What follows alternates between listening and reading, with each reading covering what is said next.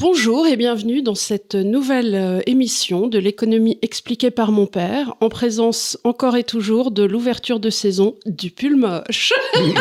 Comment Non, mais c'est bon.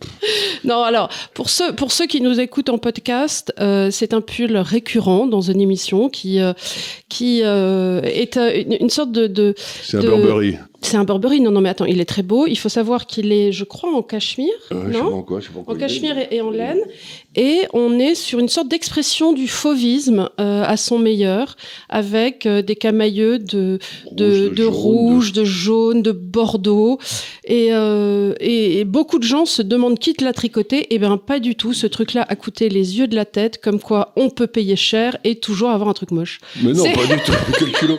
Je me promenais, imagine-toi, au bon marché avec ta mère où je ne vais jamais, et je suis tombé en arrêt devant ce truc-là, puis j'ai vu le prix, j'ai dit jamais de la vie, et donc je l'ai trouvé 3 mois après dans mes chaussures à Noël, et j'ai été fou de bonheur, et depuis je le mets avec énormément de plaisir. Et alors en plus, attends, parce qu'il y a des coutures apparentes, tu vois, donc en plus la personne qui a fait les ajouts, tu vois, c'est couturiste. Non mais c'est... Enfin bon, on est très prouve méchants. une fois de plus que les femmes n'ont pas la moindre idée de ce que c'est l'élégance masculine. Voilà, on va dire ça. Bon, écoute, blague à part, je voulais faire une émission sur les statistiques de ce livre que j'avais lu de Simon Biazzini, qui était très bien, mais figurez-vous que l'urgence de la situation nous a amené sur un tout autre sujet, à savoir la situation aux États-Unis, et c'est la situation sur les marchés. Avant de te donner la parole, Charles a commis un article que vous retrouverez sur notre site internet www.institutdeslibertés.org, qui résume la grande émotion sur les marchés de la semaine dernière, dans le changement de Monsieur Powell, qui a été annoncé donc par la Banque centrale américaine, qui a décidé, out of the blue, véritablement on peut le dire, de tout à coup commencer à baisser ses taux. Ils n'ont pas vraiment baissé, ils ont dit qu'ils allaient les baisser l'année prochaine. Sur 2024. Sur 2024, mais ce qui est très surprenant, c'est que depuis 6 mois, 12 mois, ils nous disent jamais on les baissera en tant que l'inflation ne sera pas ceci ou qu'elle ne sera pas passée. Et l'inflation n'est pas passée.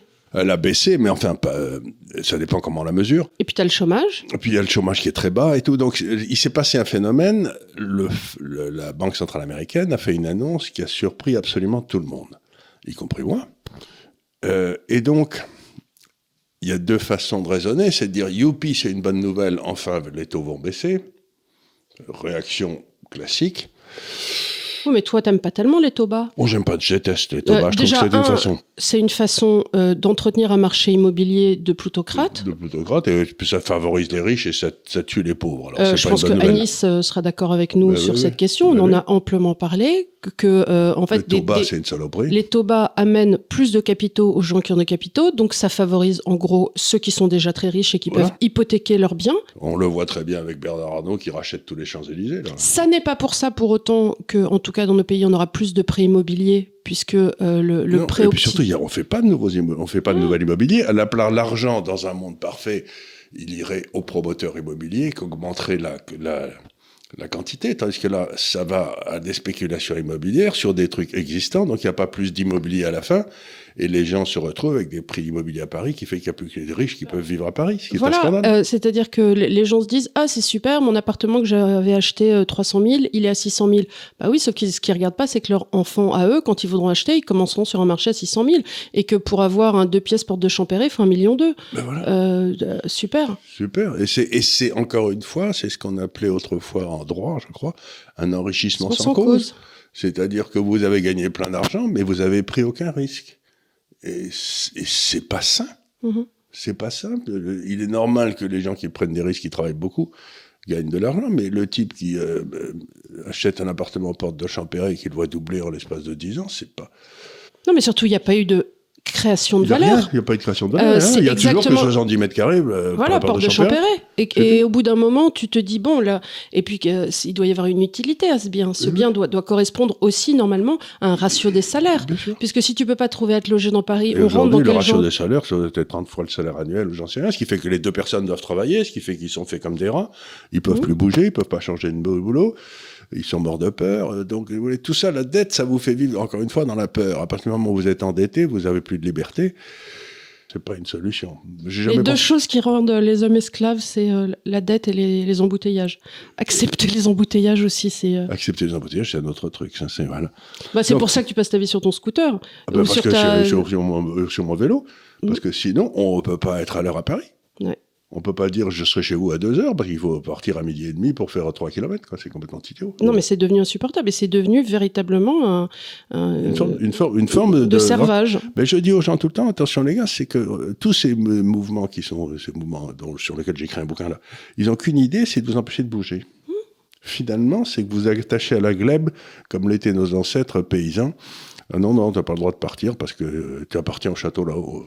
Ça appartient à personne. Bon, mais on va parler de choses sérieuses parce que... Alors, je vais essayer... Vous savez, en économie, ou en compréhension de l'économie, vous avez deux sortes de phénomènes. Ceux que vous avez vus arriver fréquemment, qui se répètent avec régularité. Donc, vous essayez de repérer les moments où ça se retourne, comme ça, les signes annonciateurs, etc. Et puis, les moments où il se passe quelque chose de complètement nouveau. Par exemple, l'écroulement du mur de Berlin. Voilà. Alors, est-ce que c'est dans un monde, on ne sait pas trop parce qu'on ne l'a pas connu avant. Est-ce que c'est pas ce que Nassim Nicolas Taleb, que tu cites souvent, appelle le Black Swan ?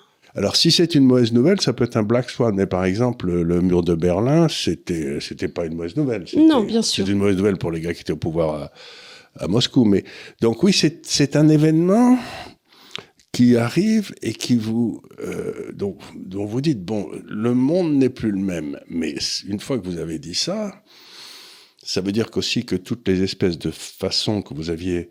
Acquises de savoir gérer. Oui, acquises de savoir gérer, etc. Quand j'ai commencé ma carrière, en 71, on a les taux de change qui étaient toujours fixes. Oui. Ils ne bougeaient pas, tout le monde était contre le dollar. Le dollar était fixé contre l'or, donc tu étais dans un monde où il y avait des repères. Puis d'un seul coup, l'or a cessé.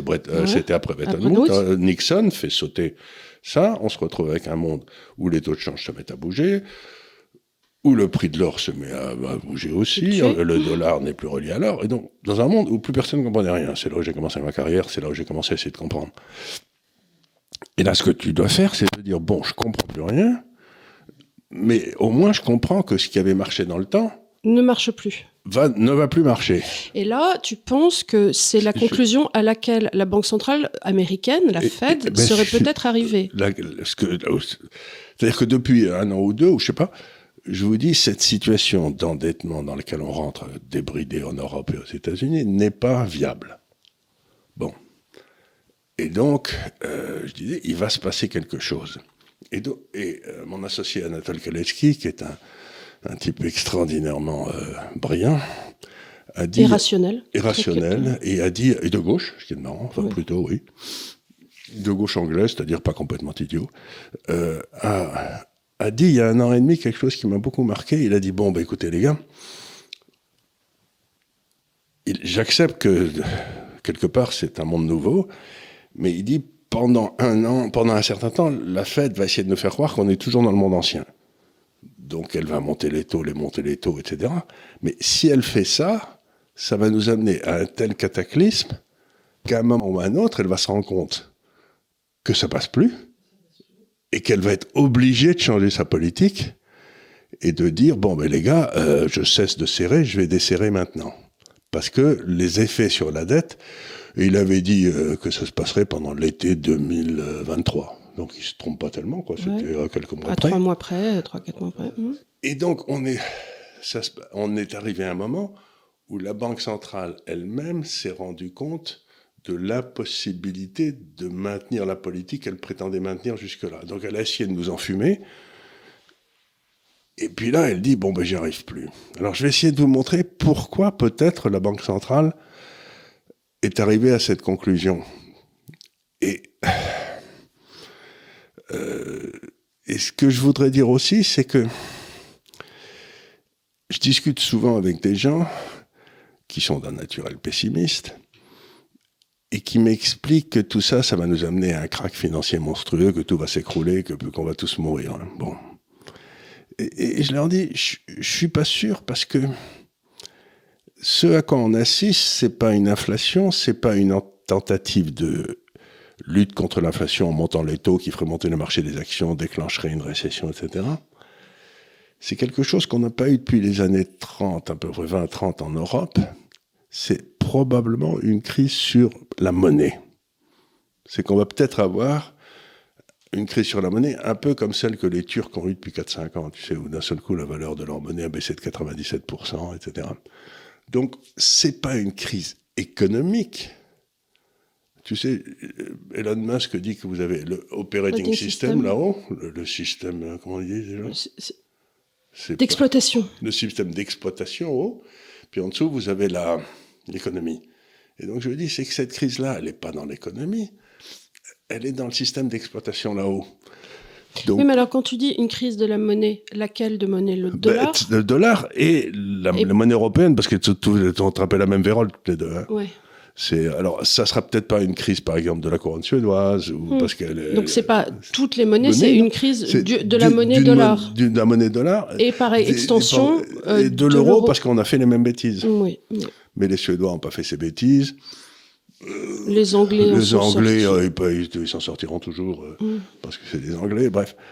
Donc, je vais essayer de vous montrer ça, mais je suis très mal à l'aise, parce que je me retrouve, comme quand j'avais 27 ans, devant un monde où, d'un seul coup, les règles du jeu sont peut-être en train de changer fondamentalement. Et l'une des conséquences, c'est que dans ce genre de crise sur les monnaies, ce qui est à l'intérieur du système d'exploitation, comme les monnaies, le cash, les obligations, tout ça, c'est des actifs qui sont dans le système d'exploitation là-haut, ben, ça peut tout à fait aller à zéro. Mais les vrais actifs, comme Air Liquide, les vrais actifs qui sont là, on ne réussit plus à leur mettre un prix facilement dessus parce qu'on ne peut plus aller chercher le prix dans le système d'exploitation, il a disparu.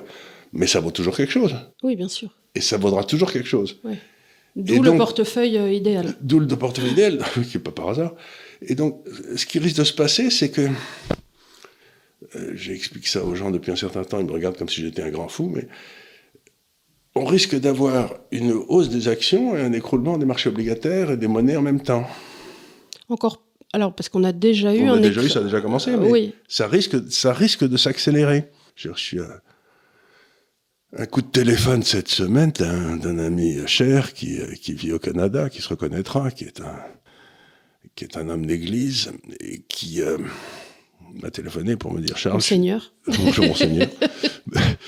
Et qui m'a dit « Charles, je suis très inquiet, mon portefeuille est monté de 28%. » Je lui ai dit « Je suis au conseil, me dit-il, monté de 28%. » Je lui ai dit « Je ne vois pas pourquoi vous êtes inquiet. » Il me dit « Mais si, je suis très inquiet parce que je ne comprends pas pourquoi tout va mal. » Donc, tu vois, mon portefeuille ne devrait pas monter, tout va mal.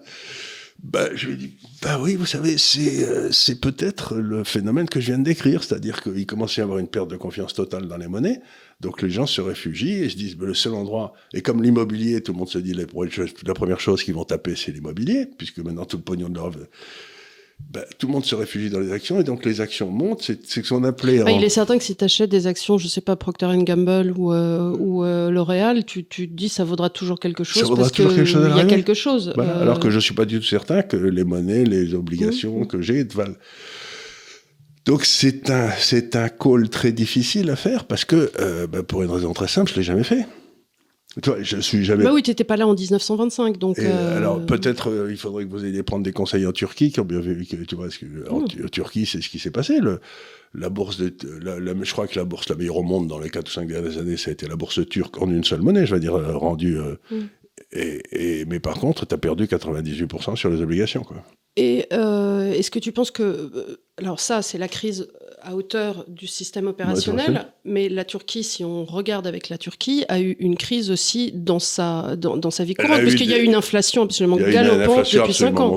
Galopante. Enfin, façon Venezuela, quand même. Voilà, c'est ça, mais tout à fait. Donc, les petits gens... Mais la différence entre le Venezuela et la Turquie, c'est que la Turquie a un système industriel très puissant.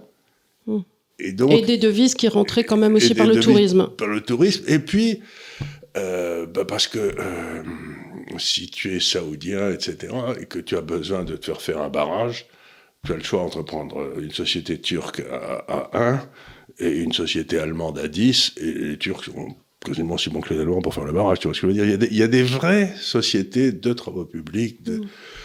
Par exemple, je crois que les Turcs... Ils ont complètement infiltré tout le marché de l'esthétique. Oui.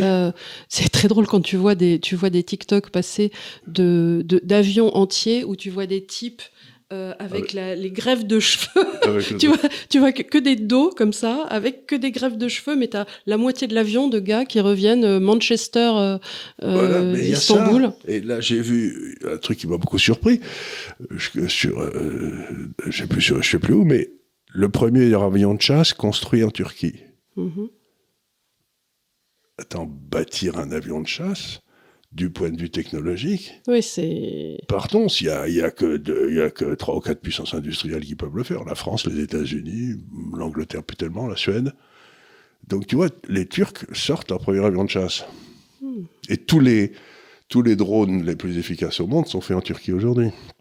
Donc tu as ce paradoxe extraordinaire en Turquie d'un monde industriel qui marche, mais je ne comprends pas très bien avec quelle monnaie, alors que leur propre système monétaire est n'importe quoi. Alors ils doivent marcher avec la monnaie de quelqu'un d'autre, quoi.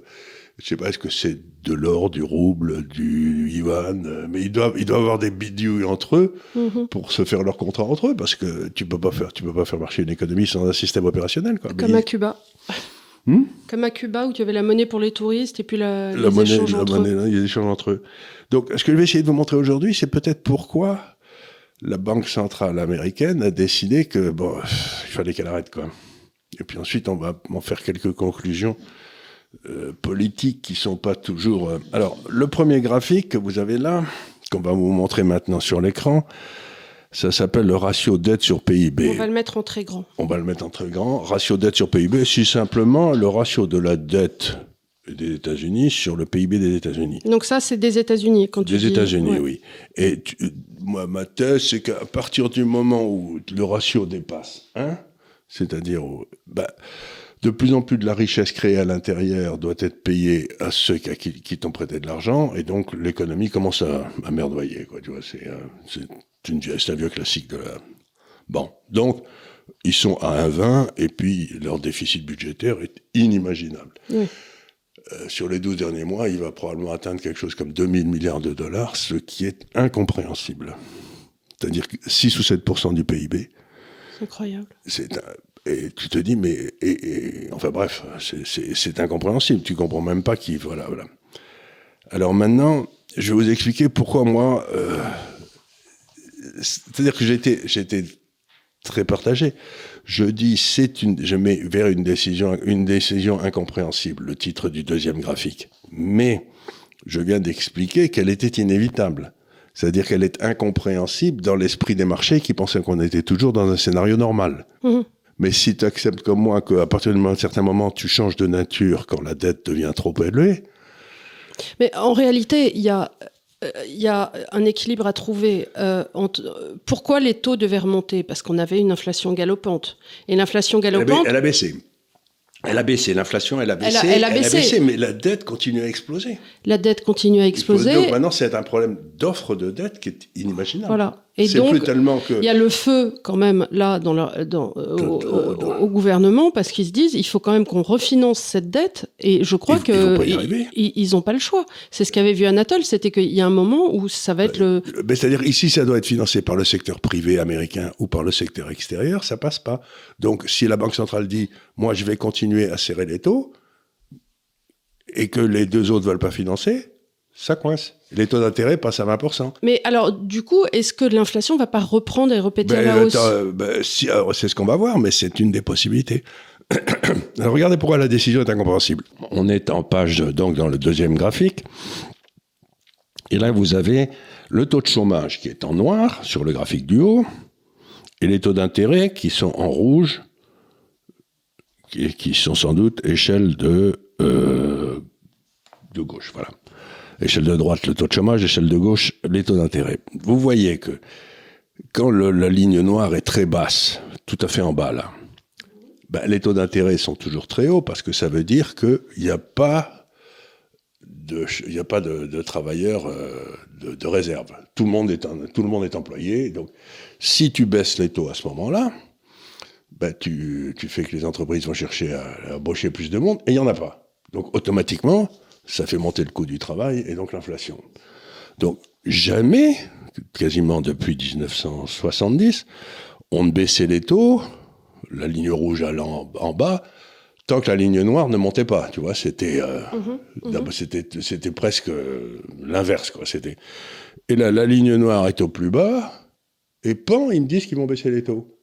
Attends, c'est un truc qu'ils n'ont pas fait depuis 50 ans, quoi.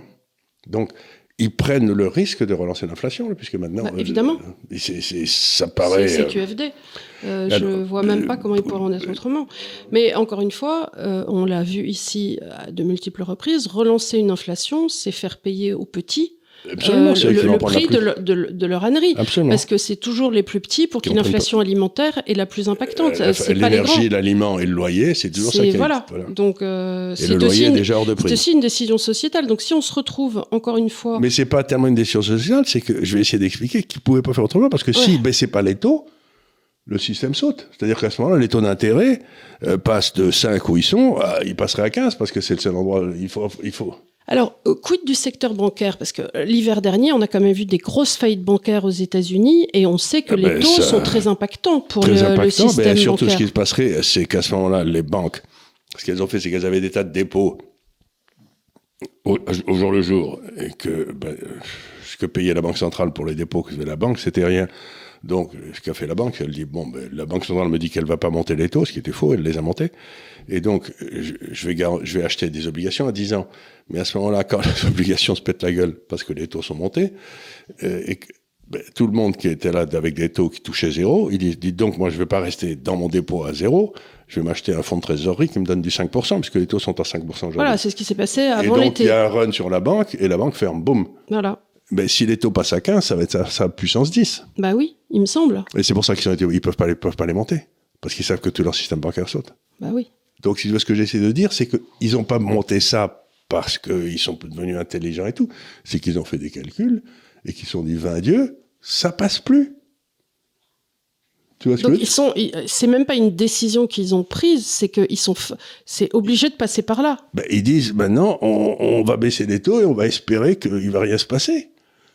Et que ça va nous aider à financer la dette, mais maintenant, en quelque sorte, ça passe plus. On est coincé. Tu vois, c'est pour ça que je suis très mal à l'aise, c'est que les gens me disent, la Fed a pris une décision, et je suis pas sûr du tout. En définitive, c'est un peu comme quand il ne reste que des pois chiches dans ton garde-meuble. Tu ne fais pas le choix d'ouvrir la boîte de pois chiches, c'est juste, c'est tout ce qui reste. Voilà, et tu dis aux enfants, vous ne demanderez pas comment, on a des pois chiches ce soir. Des pois chiches, super. Et des œufs durs. Oui, mais c'était tout ce qui restait. Donc là, ils ont pris cette décision parce qu'il n'y avait plus que des pois chiches. C'est exactement ça. C'est exactement ça. Il n'y a plus que des pois chiches. Et maintenant, ils doivent croiser les doigts en disant, mais on espère que ça passe, que tout le monde aime le houmous.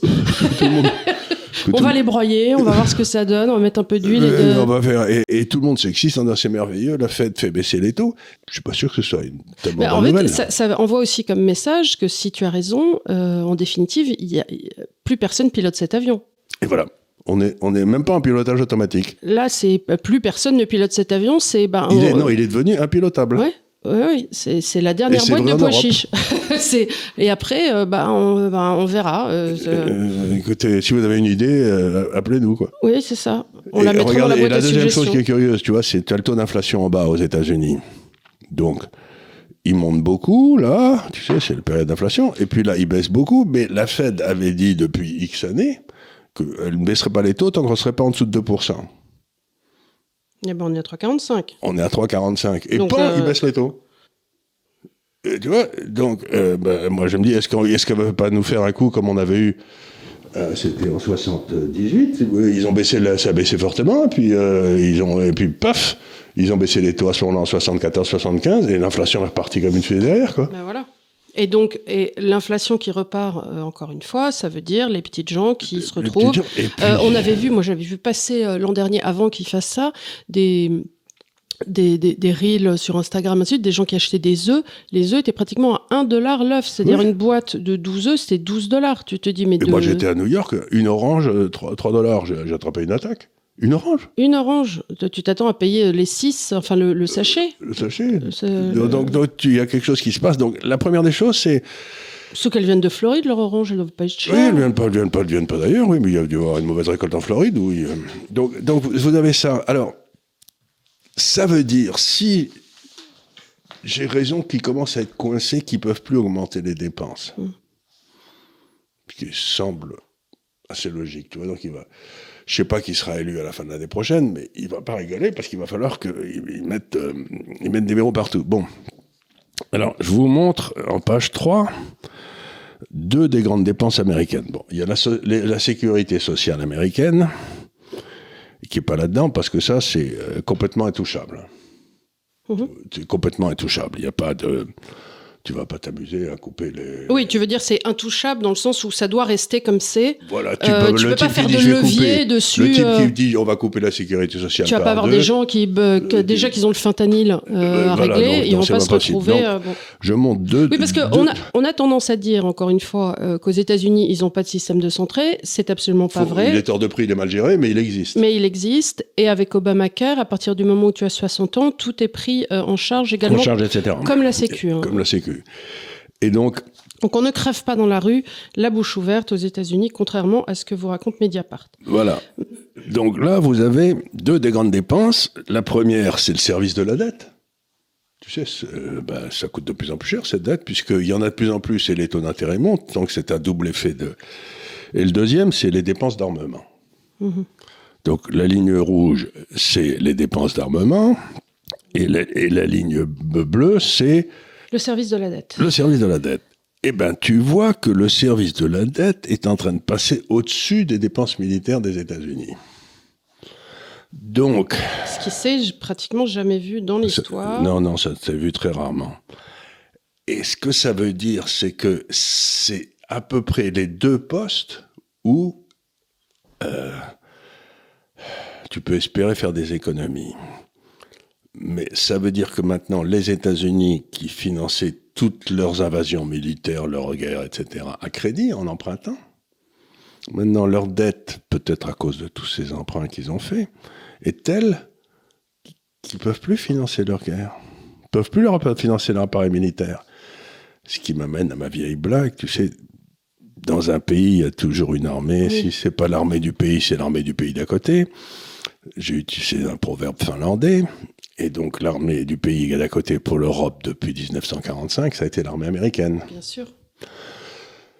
Donc maintenant, nous arrivons à un moment où les États-Unis vont devoir choisir entre leur sécu, mettons, et défendre l'Europe. Ouais. Qu'est-ce qu'ils vont faire ? S'ils cessent de dépendre de l'Europe, comme le dit le proverbe finlandais, il y aura quand même une armée en Europe. Oui, donc on aura le choix entre deux armées, soit celle de la Russie, soit celle de la Turquie. Voilà, c'est ce que je mets aussi dans ce papier. Et donc la décision politique qu'il va falloir prendre en Europe, dans les années qui viennent, c'est quelle armée va nous protéger ?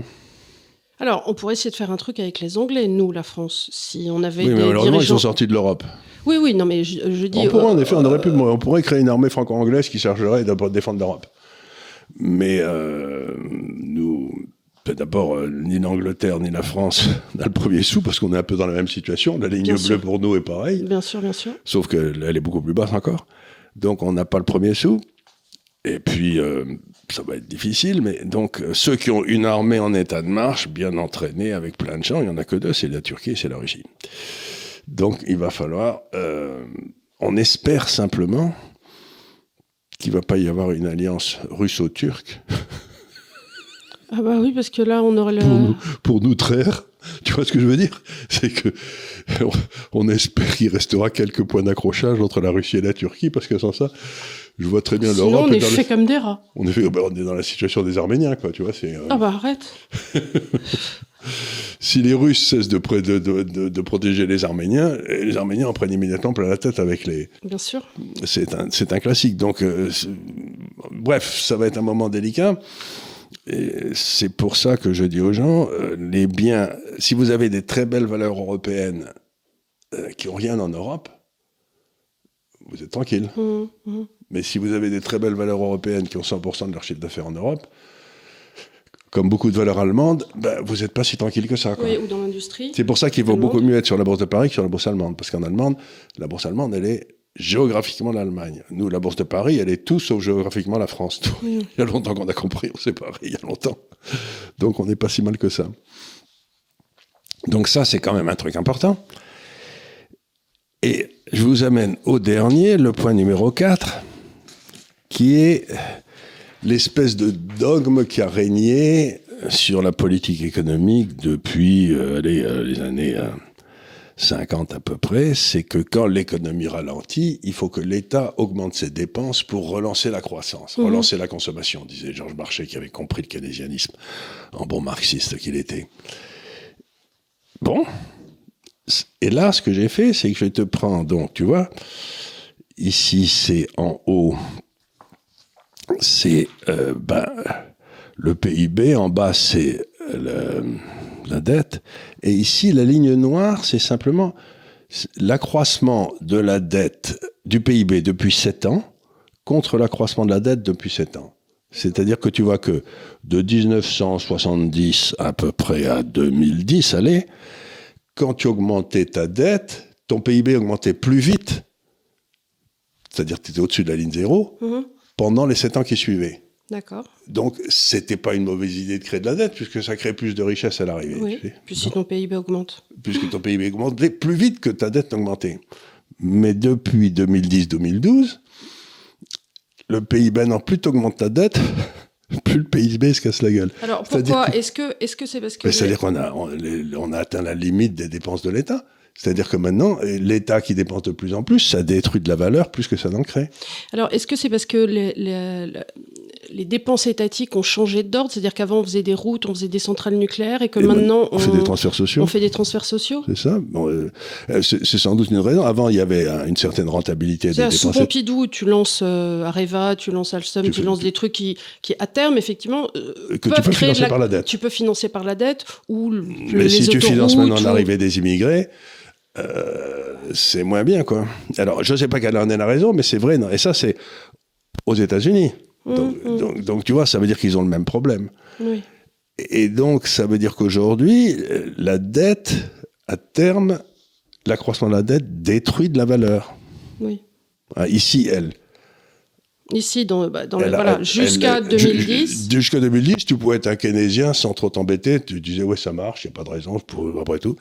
Aujourd'hui, c'est-à-dire aujourd'hui, aussi paradoxal que ça paraisse, si tu fais baisser les dépenses de l'État, tu as probablement une hausse du PIB. Certains, excuse-moi, je passe du proverbial Coca Light, mais certains parlent beaucoup récemment, je ne sais pas pourquoi ils ont ressorti ça, alors que la dernière personne à l'invoquer, c'était sous Reagan, donc on devait être en 86, me parle de théorie du ruissellement. La théorie du ruissellement, c'est simplement que c'était ça, c'est-à-dire que si l'État dépense, tu vas créer plus de richesses, donc il va y avoir de plus en plus. Oui, mais alors visiblement, dans leur théorie du ruissellement, ils disent oui, c'est une théorie du ruissellement qui donnerait plus aux riches pour que les riches dépensent plus. Pas comme toujours, parce que c'est quand tu as une richesse qui est créée par le secteur privé, comme on l'a sûrement expliqué ici. Il y a 80% de la richesse qui est créée par 20% des mecs. Enfin, c'est vachement repris par les marxistes, cette histoire de théorie du ruissellement pour nous expliquer que ça marche pas et qu'on serait dans la merde à cause de cette théorie du ruissellement. Non, on s'en fout dans la merde, pas du tout à cause de la théorie du ruissellement, simplement parce que l'État aujourd'hui est devenu complètement obèse. Le ruissellement, si je peux me permettre, ça marche très très bien en Suisse. Où l'État reste à 30% du PIB. Parce que quand il y a des riches, ils s'achètent une plus belle maison, il a un jardinier, et tout ça, ça marche très très bien en Suisse. Mais si tu gagnes de l'argent en France, la première des choses que tu fais, c'est que tu te barres pour qu'on ne te le pique pas à Bruxelles ou à Genève. Donc la théorie du ruissellement français s'applique parfaitement à Genève. Pour Genève, mais pas pour Annemasse. On l'a vu au moment de Hollande. C'est-à-dire, moi j'ai vu... mais mes fils ont été dans une école privée. Et au moment où Hollande est passé, il y a 10%, il y a 10 petites filles par classe, enfin 10 personnes par classe, qui sont parties, qui en Belgique, qui en Suisse, en laissant leur grand appartement dans le 16e. Oui. Et voilà. C'est normal, si tu veux, c'est l'histoire que je raconte toujours. Donc ça veut dire des profs de piano qui seront plus employés, ça veut dire des cours de yoga, ça veut dire des cours d'équitation, ça veut dire tout ça. Mais c'est qu'est-ce que je raconte, que c'est une vieille histoire, mais qu'à Bâle, il y a deux trucs différents, c'est Bâle-Ville et Bâle-Campagne, tu sais. Et donc, Bâle-Ville avait élu des socialistes, et les socialistes ont décidé d'imposer les grandes fortunes et tout. Et ils ont imposé les grandes fortunes, et du coup, toutes les grandes fortunes sont passées de Bâle-Ville à Bâle-Campagne, qui était de l'autre côté du Rhin, tu vois, c'était... Et du coup, il a fallu augmenter massivement les impôts à Bâle-Ville, parce que ces 10 familles devaient payer 25% des impôts. J'ai toujours dit, les socialistes oublient toujours l'effet Bâle-Ville, Bâle-Campagne, parce que le pognon, c'est comme contrairement à cet animal de Léon Blum qui parlait du mur de l'argent, c'est pas le mur de l'argent. L'argent, c'est liquide, ça passe sous les portes, ça passe par les fenêtres, ça rentre dans les poches, c'est extraordinaire. Donc, bloquer l'argent dans l'espoir de bloquer la richesse, c'est une erreur intellectuelle inimaginable, puisque c'est quelque chose qui est complètement fluide. Tu pourrais pas bloquer quelque chose qui est fluide. Mais ça prouve simplement que les gens pensent que l'argent, c'est vraiment Picsou et son tas d'or qui nage dedans, tu vois, c'est pièces d'or, comme ça, ils nagent, c'est ça d'être riche, quoi. Donc il faut piquer le trésor de Picsou. Sans avoir compris par ailleurs que les gens qui sont Picsou et qui nagent dedans, ça fait bien longtemps qu'ils sont plus en France. Voilà. Donc ce qu'il leur reste et qui continuent d'enquiquiner. C'est quelques dentistes qui ont bien marché, quelques vétérinaires qui soignent nos chiens. Voilà, à prix d'or, quelques chirurgiens esthétiques et des gens qui ont lancé des marques de vêtements ou qui fonctionneraient un peu trop bien en France. Voilà, mais c'est pas ce qu'on appelle des grandes fortunes. Non. Le seul il reste un petit peu les patrons, les capitaines d'industrie qui peuvent pas s'en sortir. Comme Arnaud, il reste Bolloré, Bolloré, etc. Mais parce qu'ils opèrent beaucoup à partir de la France. Donc ils sont obligés d'être... Ou la famille Michelin, ainsi de suite, voilà. Mais ça reste... Donc la première des choses, c'est que ce que j'essaie de vous dire, c'est on arrive à un tournant là, peut-être de la fin de l'achat des votes par les hommes politiques avec l'argent de leurs petits-enfants. En d'autres termes, la réalité frappe à la porte, là. Toc, toc, toc. Ça marche plus votre truc, vous pouvez plus dépenser. Il faut maintenant... Et ça, c'est la thèse raisonnable. La thèse, maintenant, conspirationniste... Parce que j'ai un ami qui m'a envoyé un t-shirt des États-Unis en disant toutes mes thèses conspirationnistes se sont produites. Est-ce que vous en avez pas une nouvelle? Parce que j'en ai plus maintenant. Parce qu'il faut bien dire tout ce qu'on nous a présenté comme d'horribles conspirations, ça s'est vérifié. Toujours 3 mois après, c'était les conspirationnistes qui avaient raison, quoi. Bon, alors la thèse conspirationniste actuelle, c'est faire beaucoup d'honneur à ces crétins qui nous gouvernent. Ils ont rien compris. Et ce qu'ils essayent de faire, c'est de tout faire pour battre Trump aux prochaines élections. C'est ça leur grande thèse. Et donc ils disent... Parce qu'ils savent aujourd'hui que c'est une lutte à mort entre Trump et l'État profond. Oui. Bon. Trump, il s'est fait avoir la première fois parce qu'il ne se doutait pas de l'étendue de l'État profond. Donc pendant les 2 premières années, il a été coincé par cette histoire de Russie qui ne voulait rien dire. Ensuite, les 2 dernières années, on n'obéissait pas à ses ordres. Enfin, il n'a rien pu faire, ou très peu. Donc maintenant, s'il arrive... Je pense que le ministère de la Justice, le FBI, la CIA, il va y avoir du sang partout. Ça va couler, ça va être nettoyé, ça va être horrible. Donc, ce qu'ils essayent de faire, c'est de pousser à fond sur l'accélérateur maintenant pour essayer de gagner les élections. Tu vois, d'avoir une économie qui boom tellement que tout le monde dit « Oh non, je vais continuer à voter ». Boom tellement, si les gens se prennent une inflation sur leur alimentaire et compagnie... Mais ils espèrent que l'inflation ne va pas arriver... Elle va pas arriver tout de suite. Tout de suite, que ça va dans 9 mois, dans 12 mois. Oui, ce qui est sûrement le cas. Ils ont fait leur calcul. Hein. Et donc, à ce moment-là, ils font le calcul suivant, qui est un calcul qui est un petit peu malsain, mais pas tellement faux. C'est de dire, bon... On essaye de passer en force comme ça, à ce moment-là, si on se débarrasse de lui une fois pour toutes, c'est fini. Mais si par hasard il est élu, il va retrouver une situation tellement... Que ça sera ingérable. Merdique, que ça sera ingérable et qu'ensuite on gagnera aux élections 2 ans après du Congrès. Donc, il y a des tas de gens qui me disent c'est la dernière marche, la dernière poussée de l'État profond pour essayer de se débarrasser une fois pour toutes de... Et lui savonne littéralement la planche. Ah ben, il lui savonne complètement la planche avant qu'il ait eu le temps de... Donc là, si en plus ils jouent bien leur coup, ils peuvent recommencer avec des riots un peu partout, parce que les gens peuvent. Mais pas quand ils sont au pouvoir, mais dès que Trump sera au pouvoir, sûr, ils vont se retrouver l'inflation partira, on dira regardez, c'est un scandale. Voilà, et avec une sorte d'inflation gilet jaune. Typiquement, ils peuvent se retrouver avec les gilets jaunes américains, puis en plus. Ils contrôlent toute une série de zones urbaines, puisqu'ils contrôlent les zones urbaines, les démocrates, dans lesquelles il n'est pas difficile de faciliter. Comme on a vu avec les épisodes George Floyd juste avant les élections, comme par hasard. Et puis des immenses émeutes, Black Lives Matter, et on a eu tout ce qu'il y a eu. Et donc ça, ce serait l'hypothèse où les deux ne sont pas exclus, d'ailleurs, que je veux dire, les deux ne sont pas exclusives l'une de l'autre, quoi. Ça peut être, ils peuvent se dire, bon, ça passe plus, on essaye de pousser pour que ça tienne encore 6 mois, et ensuite, si ça pète, c'est Trump qui sera responsable du désastre, c'est pas nous, quoi. Donc, tout ça n'est pas complètement impossible, mais essayons de réfléchir maintenant sur les actifs aux États-Unis. Bon, les actions, tu te dis, il y a un certain nombre d'actions aux États-Unis qui sont des actions dominantes dans le monde et tout. Si le système devient un système turc, qui est la situation la plus pénible, c'est ça qu'il faut voir. Tu vois, donc les actions, le monde qu'on décrit, que ce soit l'un, l'autre ou les deux scénarios, tu te dis, en monnaie, je veux dire en dollars, ça passe. Bon.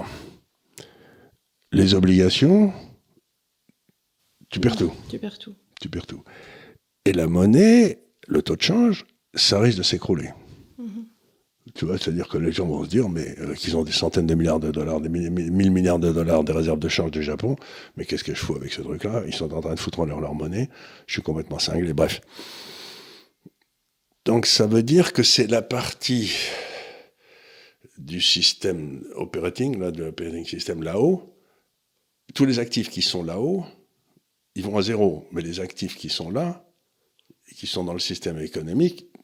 Si tu as des actifs réels, c'est-à-dire basés sur des vrais facteurs de croissance, des vrais facteurs de production, ils vont pas être effectivement impactés par la mouise, à part dans leur valorisation qui devra peut-être être revue, ou à part aussi dans leur capitalisation, si tu as des sociétés avec beaucoup de cash et ainsi de suite, qui les ont réinvestis. Donc on avait parlé la dernière fois de sociétés qui avaient peut-être beaucoup d'obligations dans leur bilan. Celles-là, du coup, les valorisations de boîtes peuvent changer. Peuvent changer. Mais dans la mesure où elles n'ont pas de dette, tu te dis, oui, et qu'elles font un produit qui... Un produit, c'est pas mal. Et donc, ça veut dire que, en termes de gestion de portefeuille, les deux actifs qu'il faut exclure, c'est le cash et les obligations en dollars. Bien sûr. Et si tu pousses en disant c'est la même chose en Europe, ça veut dire qu'encore une fois, il faut avoir ni cash ni obligation en Europe. Et donc là, rien du marché obligataire. Rien du marché obligataire, parce que tu vas te faire racler. Tu vas t'arriver ce qui est arrivé en Turquie, peut-être, où tu perds 97 ou 90%. Donc en fait, on arrive dans un monde où être sur le marché des actions est moins risqué qu'être sur le marché des obligations, ce qui est quand même incroyable. C'est exactement ça. Parce que le marché obligataire, si tu veux, c'est les actifs qui sont créés par l'État dans le système operating. Donc on a tous fait l'analyse qu'on avait un État sérieux, une banque centrale sérieuse qui ne ferait pas n'importe quoi. Or, elles ont fait n'importe quoi. Mais alors, est-ce que du coup, les actions ne vont pas devenir très volatiles, parce que tout le monde va en vouloir pour se protéger si vous faites tout ce calcul? Elles risquent d'être volatiles à la hausse, oui. C'est déjà un petit moment qu'elles le sont, d'ailleurs. Oui. Et qu'on se retrouve... C'est ce que me disait mon bon prêtre. Oui, qu'il était à 28%. Il était à 28%, qu'il ne comprenait pas pourquoi. Et qu'on va se retrouver avec peut-être des... Mais c'est pas du vrai d'argent, tu vois ce que je veux dire? Oui, c'est un enrichissement sans cause. C'est parce que tout le monde en veut. C'est l'offre et la demande. Mais ensuite, tu es 28%. C'est peut-être la monnaie qui a baissé de 30 qui t'a fait monter de 28. Tu vois ce que je veux dire? Tu vois, donc il n'est pas certain que ton pouvoir d'achat à terme, mais en tout cas, tu sais que ça vaudra quelque chose. Il n'est pas certain que tu vas t'en sortir à 100% de ce que tu avais au départ, mais tu sais que ça va. En tout cas, tu vas pas perdre 100%. Oui. Et ça veut dire que, si j'ai raison aussi, tes obligations, si tu en as besoin dans ton portefeuille pour vivre, etc., tu ne peux les avoir que dans les zones qui ne seront pas impactées par ce désastre. C'est-à-dire, c'est l'Amérique latine d'un côté et c'est l'Asie de l'autre. C'est le seul endroit où tu peux vraiment avoir des obligations. Mais pourquoi t'en voudrais? Pourquoi pour stabiliser ton portefeuille, tu sais, pour essayer, comme toujours, ça sert. Et puis de l'or. Parce que l'or, lui, je sais pas s'il va. Il va garder son pouvoir d'achat, donc j'imagine que l'or en lire turque, il a dû péter à la hausse sur 5 ans de façon extraordinaire.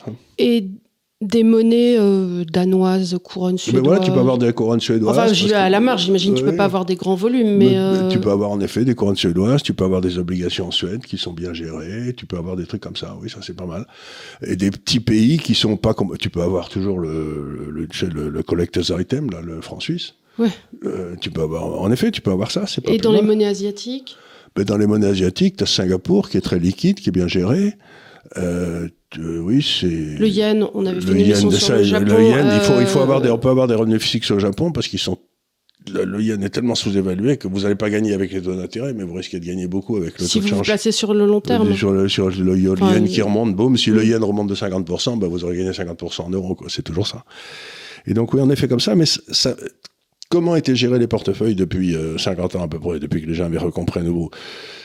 Tu avais une partie en obligations courtes américaines. C'était pour ta partie, tu avais besoin de cash. Tu mettais tes obligations longues en Deutsche Mark. Comme ça. Que j'ai vu toute mon enfance. Que tu as vu toute ton enfance. Et puis de l'autre côté, tu allais bidouiller sur le marché des actions qui paraissaient pas chères à un moment ou à un autre, etc. Donc c'était comme ça c'est comme ça que je gérais.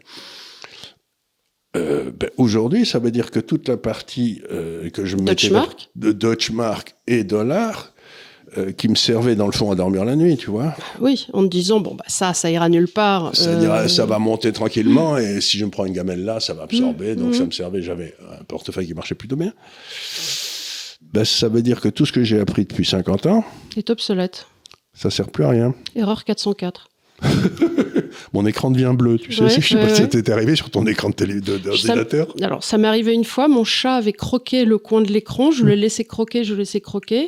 C'était diabolo. Et à un moment, il a croqué trop fort. Et l'écran est devenu bleu. Bon. C'est ce qui m'embête un petit peu. Dans mon cas, mon écran intellectuel est en train de devenir tout bleu. Alors, je tâtonne, j'essaye de comprendre. Je vois que, par exemple, des choses comme Air Liquide s'en sortent. Ça, j'ai bien compris. Mais bâtir, mais maintenant tu vas voir ta banque, allez, la Société Générale ou le Crédit du Nord, c'est pareil d'ailleurs aujourd'hui, et tu leur dis, dites donc, le portefeuille que vous avez bâti où je suis 50% en obligations françaises et puis j'ai des banques françaises qui sont pas chères, etc., il me paraît pas très bien. Il me paraît même très très mal. Ils m'ont dit, mais monsieur, d'après toutes les analyses de risque que nous avons fait avec nos grands mathématiciens spécialistes du risque, c'est le portefeuille le moins dangereux.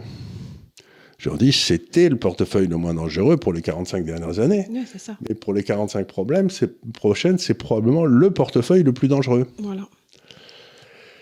Et donc, ce que j'essaie de dire aux gens, c'est que, encore une fois, il faut que vous repreniez le contrôle intellectuel de votre épargne.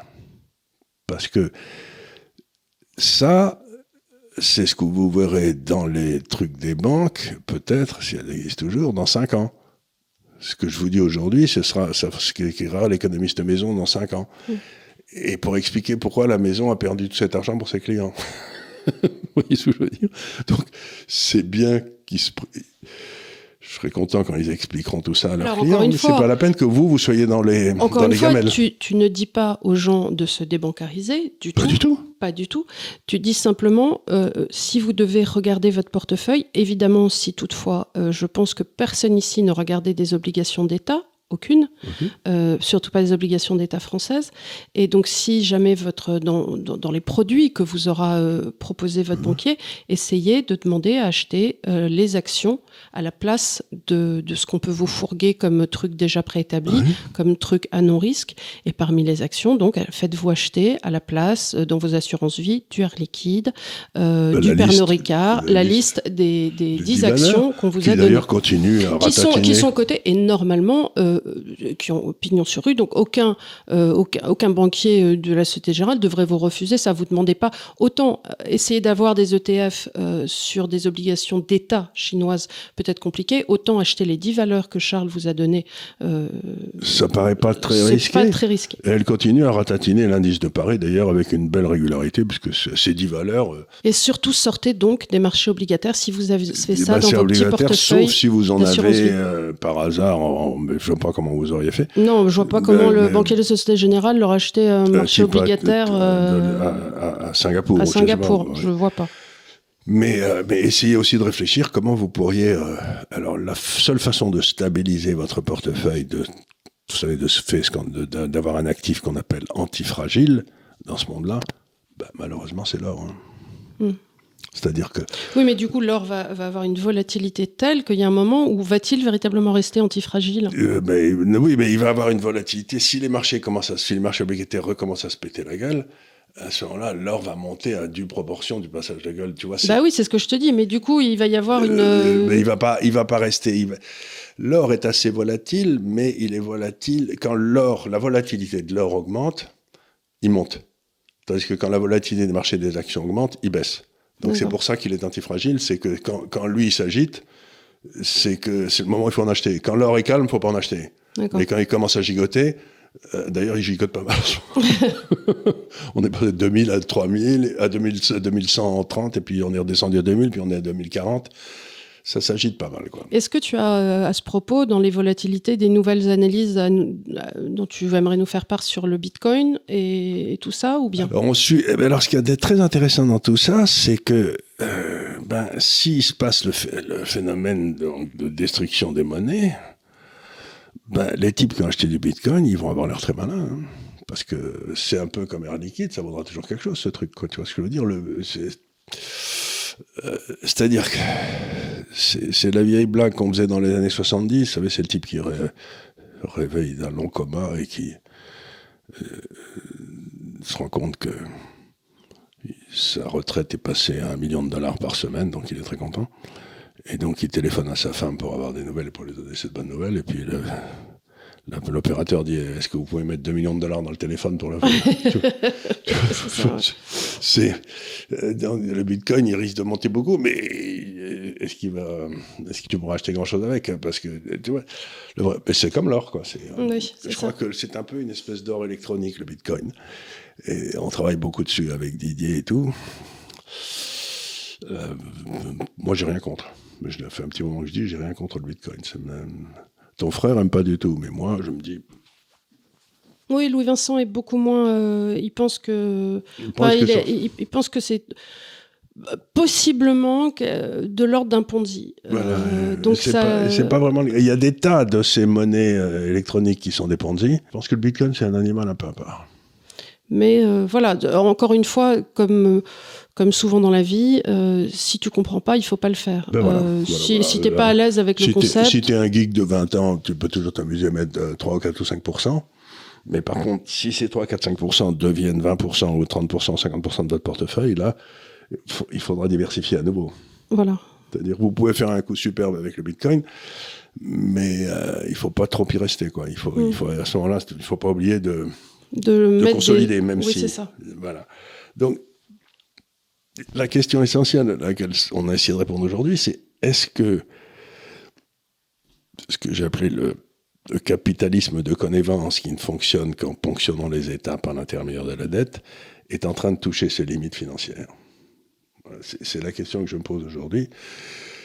Et si c'est le cas, c'est à la fois une très bonne et une très mauvaise nouvelle. Tu vois ce que je veux dire? C'est-à-dire qu'on va retrouver des choses normales, mais que ceux qui ont acheté tous ces faux actifs qui ont été émis depuis 20 ans, à qui on a donné une valeur fictive, les obligations d'État, etc., tout ça, ça va tomber à zéro. Oui. C'est ça le vrai problème. Et donc, pour les pauvres gens qui en ont, ça va être un drame affreux. On a créé des fausses valeurs, quoi. Oui, il y a l'autre qui... qui rentre de façon spectaculaire. Là, il me fait un concert de bruit. Je crois qu'il est content de... Non, mais c'est un petit peu... participer. C'est un peu comme les fausses valeurs qu'on a dans le domaine sociétal. Les woke, tout ça, c'est des fausses valeurs. Donc, on est vraiment dans une société on a fait 2 émissions là-dessus, mais qui pousse les fausses valeurs, et les pauvres gens qui tombent dans ces fausses valeurs, ils vont en prendre dans la tête, quoi. Oui. Mais du point de vue sociétal ou du point de vue financier, c'est la même idée, hein. Oui, bien sûr. On va vous enfler. Je trouve ça horrible, moi. Voilà, mais écoutez, donc on aura fait un petit point sur la dislocation financière qui a commencé aux États-Unis et qui pourrait peut-être toucher assez vite aussi notre vieux continent. En tous les cas, aux États-Unis, ça a bien commencé et pour toutes les raisons que Charles vient de vous expliquer. Peut-être que la prochaine fois, en conséquence, on fera une émission de questions. Oui, bonne idée. Parce que y a sûrement beaucoup de questions vis-à-vis de... Et puis on sera en train de cuver les fêtes de fin d'année, donc on sera particulièrement brillant. Donc effectivement, il va peut-être falloir qu'on vous souhaite un très joyeux Noël à vous tous. Quand ils l'auront, ce ne sera pas encore Noël, non, pas encore. Non, peut-être pas, ça sera la semaine prochaine. Si, ça sera entre les deux. Bon, écoutez, on va du coup vous souhaiter des joyeuses fêtes. On vous remercie encore une fois de nous avoir suivis et on vous dit très très vite avec probablement une émission de questions. Merci encore. Et abonnez-vous, mettez des doigts. Oui, mettez des pouces, des doigts. Je sais pas où vous voulez dans les oreilles. Des bananes, ce que vous voulez. Voilà, à très bientôt, merci.